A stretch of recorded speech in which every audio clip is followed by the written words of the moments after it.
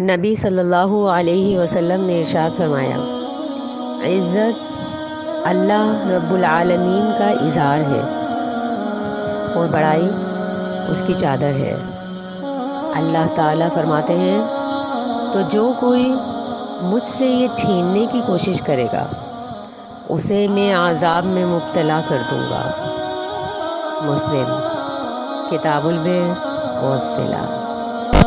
جس طرح اظہار اور چادر انسان کے ساتھ خاص ہے اور اس کے لیے جمال ہے، اسی طرح عزت اور بڑائی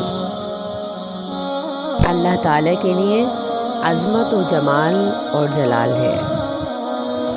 یعنی اللہ فرماتے ہیں کہ یہ میرا ذاتی حق ہے، عزت بھی اور بڑائی بھی۔ تو جو شخص اس میں میرا مقابلہ کرے گا، یعنی اپنے لیے عزت اور اپنے لیے بڑائی کا حقدار ہو جائے گا اور اپنی عزت اور اپنی بڑائی کا دعویٰ کر بیٹھے گا، تو گویا کہ وہ اللہ کی صفاتی عظمتوں میں دخل دیتا ہے۔ تو اللہ فرماتے ہیں کہ میں اس کو دوزخ میں ضرور ڈالوں گا۔